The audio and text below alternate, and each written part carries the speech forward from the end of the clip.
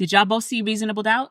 Yes. Yes. You saw the last episode? Yes. Everybody's up to date? But which episode do you want to talk about, though? Which one? Because, listen. What am I watching? We need to fill these up. Where's the bottle at? They ride or die. They have each other's back through every ugly piece. Love that. And every beautiful piece and of their relationship. That's what's beautiful about it. I feel like if you ever want to find a show or a TV series that talk about the complexities of marriage, the and ups relationship. and downs of all relationships, Yep. and how to ride and die in that relationship. Watch. Hulu. But Reasonable Doubt. Yes.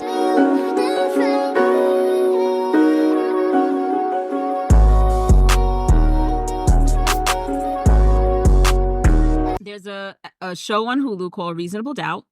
And it is fantabulous if you haven't watched it. So it's actually based off of a book, loosely based off of an actual lawyer's life. Oh, it is. Is it a book? Okay. No, I was gonna say I got to read that book. No, it's a person. Oh man. So, oh goodness, I ain't got nothing. You're gonna...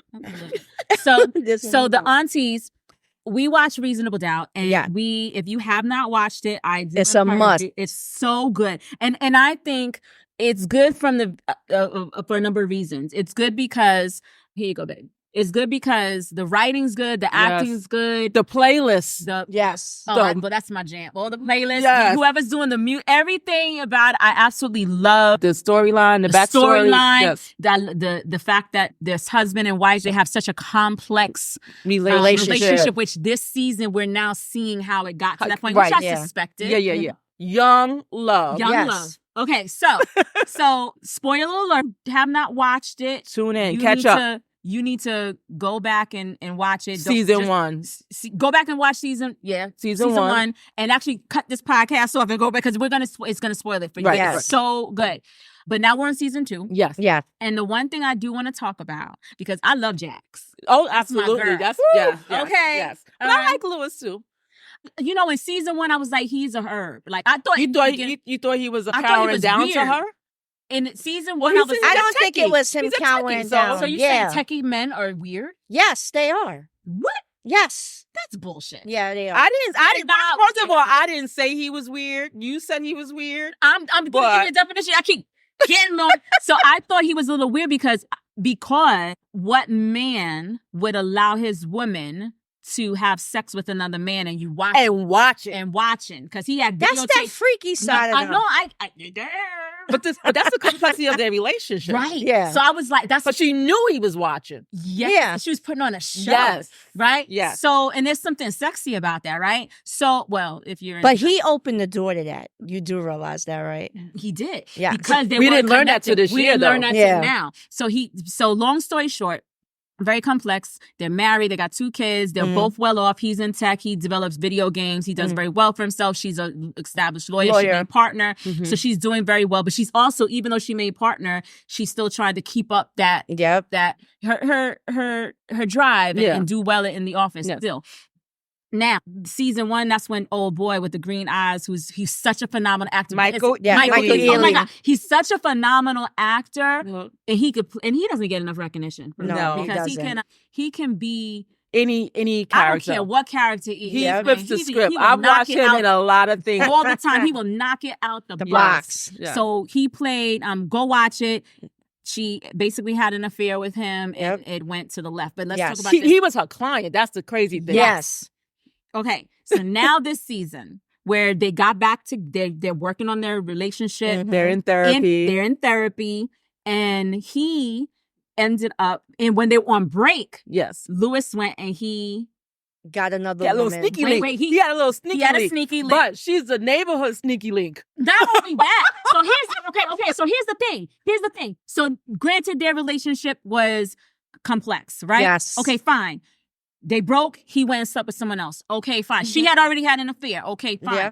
Why you gotta find somebody you sleeping with somebody I know?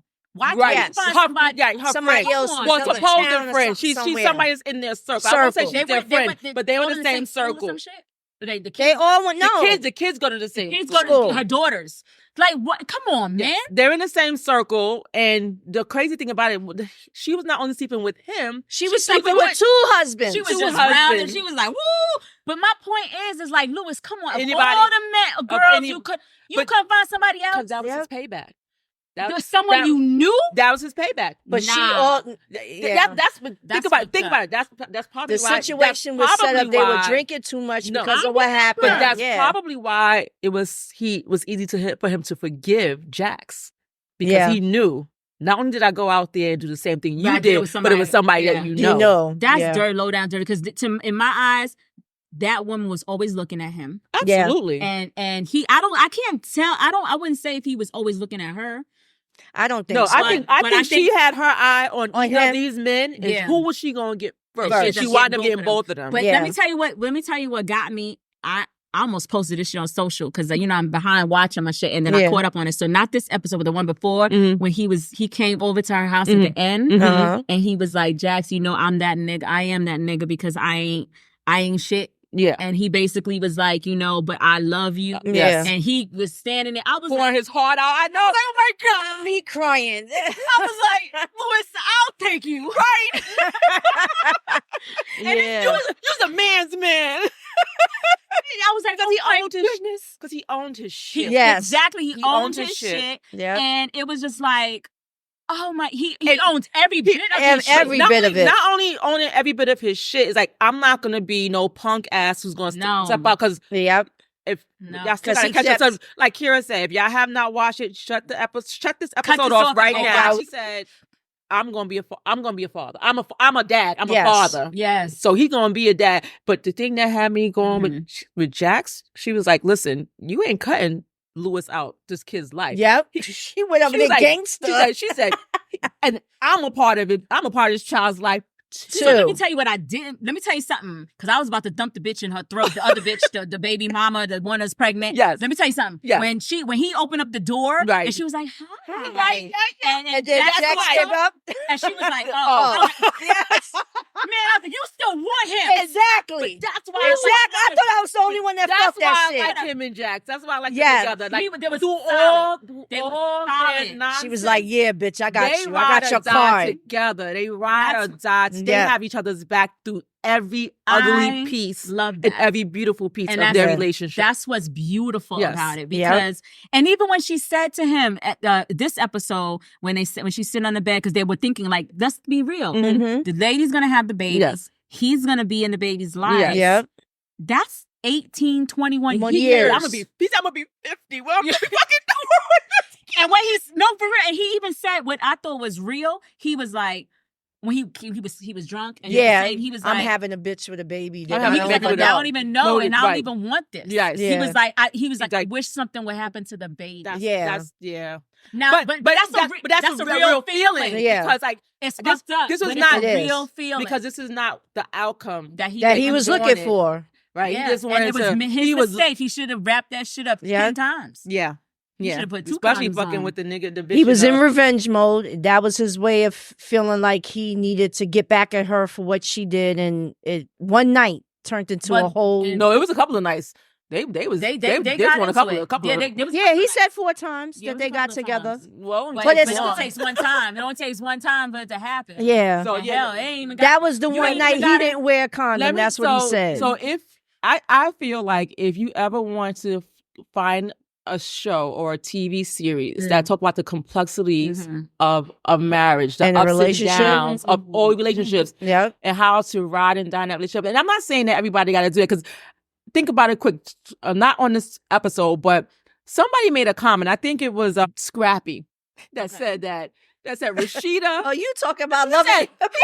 No, it came up on my social media feed, right? But he said Rashida and somebody else know how to be wiser. They ride or die, because basically what he's saying is that she put up with his shit, right? She wasn't giving no shit. He's the one giving it. I haven't watched any of it. I don't watch it either. It just came up on my feed. The comment when he made that comment, I'm like, is this ninja crazy? Because. But I'm trying to circle back to the episode, to the series of how these two, they ride or die for each other's shit. Yeah. This is one-sided in those scenarios. Exactly. Like, how long is she supposed to sit there and put up with Kirk's shit? Yeah. And he got a baby on the outside.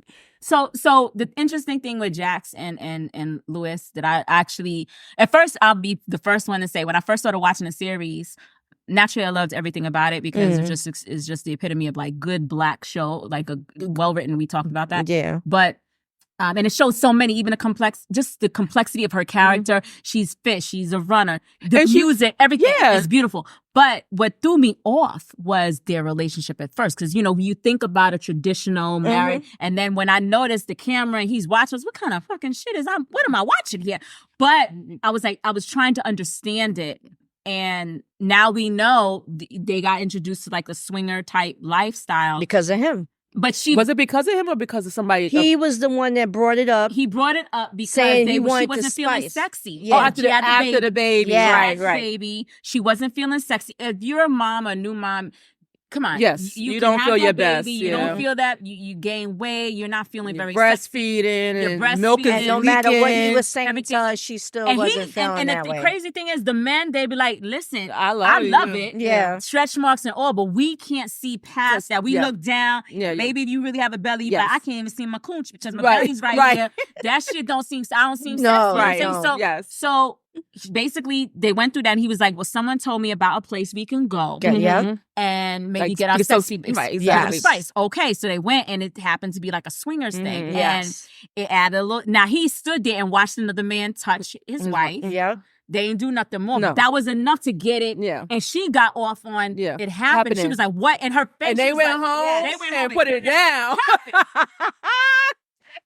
She got her back blown out. But I think he also does it from a protective, because she always talks about how she needs him there. And I think he talked about it. He said, she said, I know you was watching. He said, yeah, I was watching. Yeah. But it's because of I'm protecting my family too. Yeah. I don't think he really expected to see that what show he saw, that day, but she knew he was going to see it. So she performed because she found out that the cameras were in there. This is becoming a recurring thing with the exploring, and we could probably talk about this in another time, exploring going to like swinger type things, because Fresh Prince of Bel-Air episode, I don't know if you've been watching that. I haven't watched it. Bel-Air. Bel-Air? Bel-Air, yes. Bel-Air. Yeah, I haven't watched it. I haven't watched it fully. They had a similar episode. So. Okay, I got to check it out. I got to check it out. So, guys, Bel-Air, I'm late. Yeah. I need to get on that one. This last season of Bel-Air was crazy. Has been I'm gonna check it out. And you know what? They did an excellent job doing a remake of the Fresh Prince of Bel-Air. Yeah. They put their own twist to it, and it's excellent. I watched one episode, but I just haven't circled back, so I will. Of the new season? No. Yeah, and I like it. Yeah. I just need to get back into it and like binge watch it. But I'm just wondering if this exploring, going outside and bringing other people into your relationship is becoming because you know what it is? I think it happens more often than people talk about. For sure. Yeah. And it definitely happens more often than people discuss. And I think this is just, these two shows are just really shining light, apparently, on it. As long as they don't turn into a Diddy situation, I guess it's... All right. So if you guys have not watched Reasonable Doubt, catch up and come back and join the conversation. Don't buy no baby oil. We not talking. When I say join the conversation, it's not about Diddy. We don't. All I'm gonna say is like, and we're gonna end it. But all I'm gonna say is with the Diddy situation, like, the same thing. Like, he messed up the whole legacy. Like in the 90s, and the sex music, parties, yeah. Forget the sex party. But that's the only reason why I brought it up. True. Again, yes. Okay, I see the correlation. Sure. But I mean, like, when you think about like hanging out, the music and everything, it's like, dude, man, I'm still bumping my 90s music. Yeah. My 90s music, because I mean, that's part of my not, I wouldn't say childhood, but my teenagehood. Yeah. And it was good. The music was good, damn it. I don't care what y'all was doing, but the music was good. Excellent. Yeah. So anyway, on that note, we ain't go is nowhere. We ain't going nowhere. Oh shit. Oh damn. Cut the cameras.